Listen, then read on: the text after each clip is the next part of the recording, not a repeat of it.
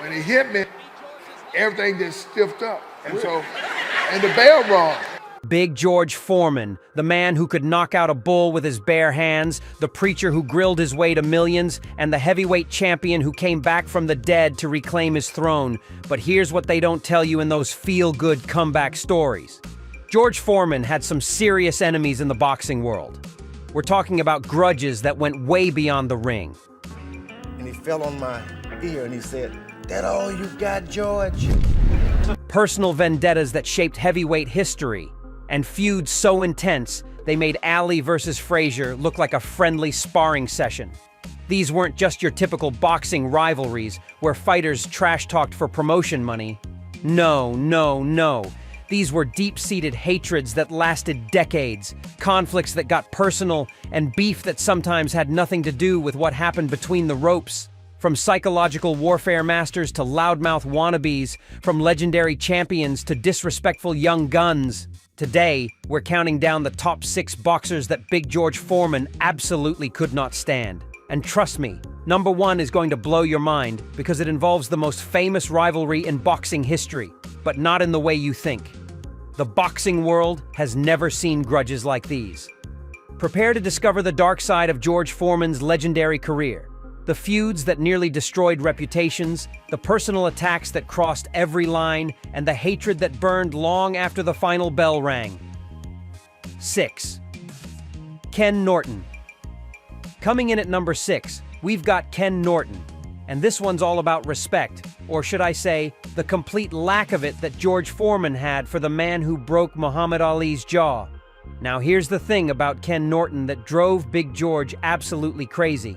I didn't want to fight Norton, but word go around that George Foreman keeps his head straight up, that he would try for a knockout. Norton had this defensive, awkward style that frustrated the hell out of power punchers. While other heavyweights would come forward and trade leather, Norton would tie you up, lean on you, and make you work for every single shot. Foreman allegedly once said that Norton fought like he was afraid to get hit. And coming from a guy who believed boxing was about knocking people unconscious, that was the ultimate insult. The real beef started brewing when Norton kept getting big money fights, despite what Foreman saw as boring performances. Norton had beaten Ali twice, split with Ali in their trilogy, and was being talked about as a legitimate contender. But Foreman? He thought Norton was completely overrated and didn't deserve to be mentioned in the same breath as true warriors.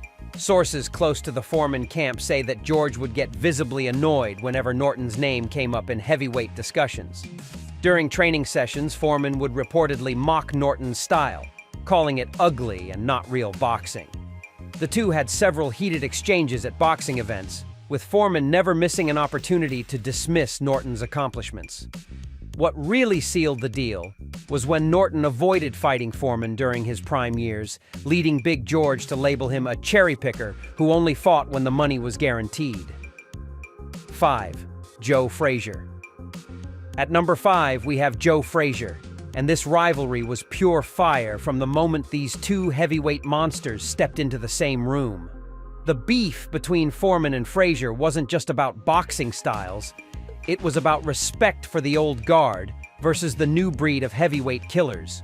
Frazier represented that old-school Philadelphia tough guy mentality. Grind it out, take punishment, and keep coming forward no matter what. But Foreman? He saw that approach as outdated and, frankly, stupid. Everything changed on January 22, 1973, when Foreman absolutely demolished Frazier in Kingston, Jamaica. We're talking about one of the most brutal beatdowns in heavyweight history. 6 knockdowns in less than 2 rounds. But here's where it gets personal. After the fight, Foreman allegedly told reporters that Frazier never had a real chin and that his reputation was built on fighting over-the-hill fighters. Those comments sent Frazier into a rage that lasted for decades. Sources say that whenever these two crossed paths at boxing events, the tension was so thick you could cut it with a knife.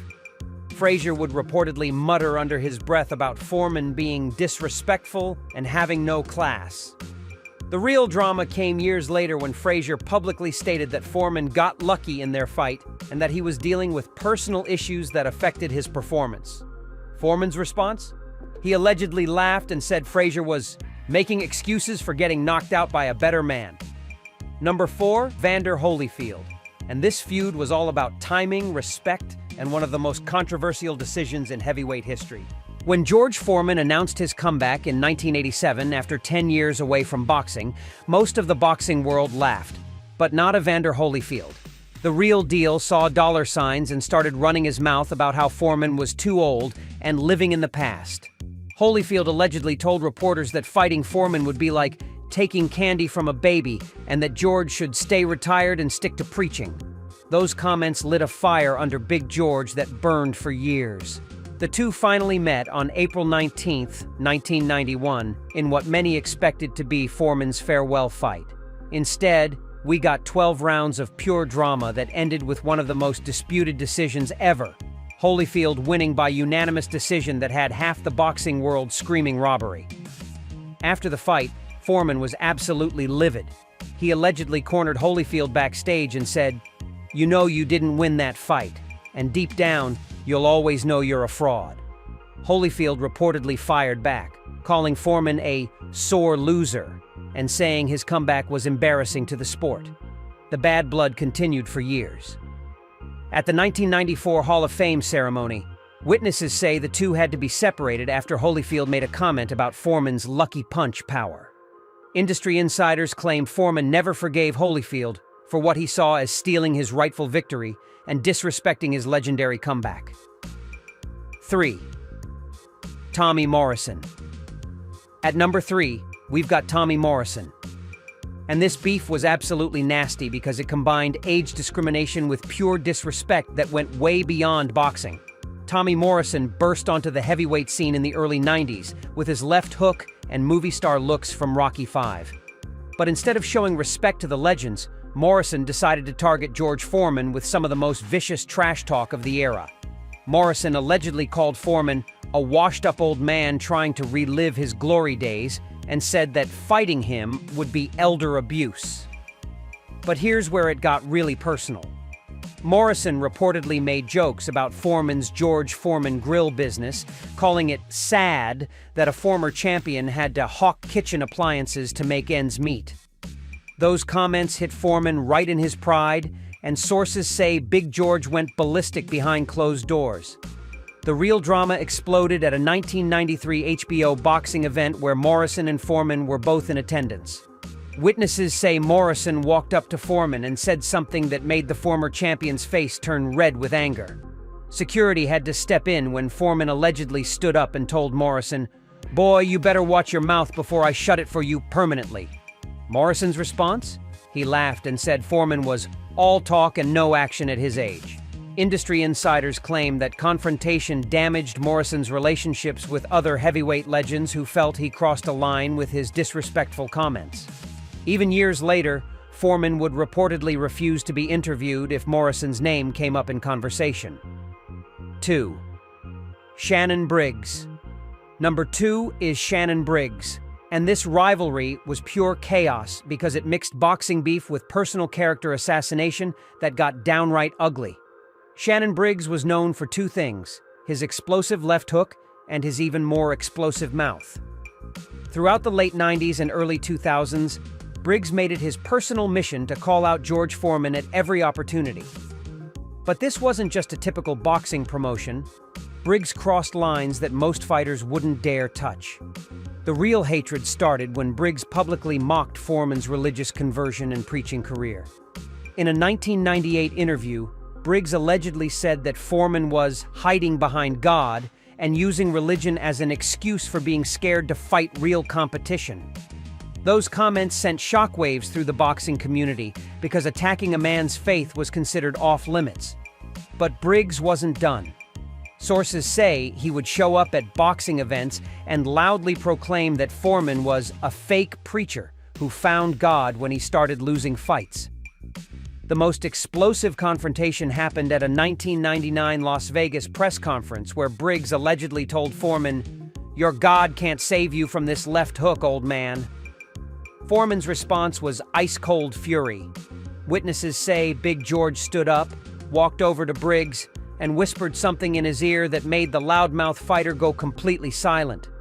Industry insiders claim Foreman told Briggs, "Keep running your mouth about my faith, and I'll show you what a real Christian can do when pushed too far."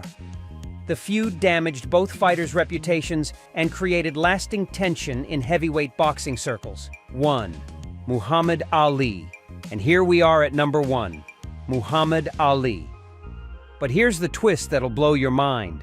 This wasn't just about the rumble in the jungle. The real hatred came from what happened after that fight and lasted for decades in ways that would shock the boxing world. When like George Foreman, who can't fight a lick, can't throw a left jab, it's a terrible.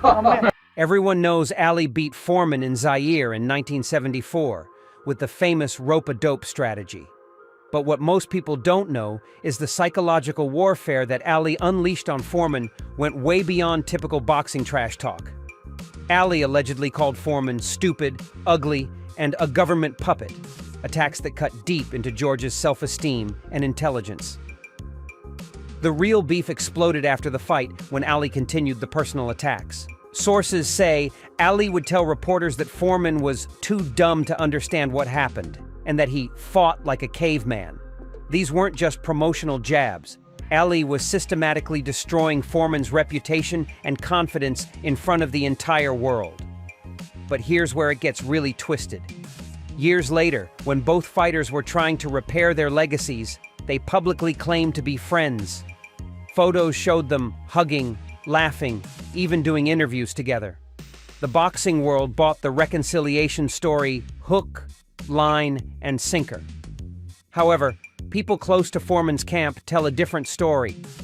They claim that Big George never truly forgave Ali for the humiliation and psychological damage. Allegedly, Foreman would say privately that Ali broke something inside me that never healed, and that their public friendship was just good business for both of us. Industry insiders reveal that even during their supposed friendship, there were moments of tension. At a 1995 boxing event, witnesses say Ali made a joke about the Zaire fight that made Foreman's jaw clench with barely contained anger.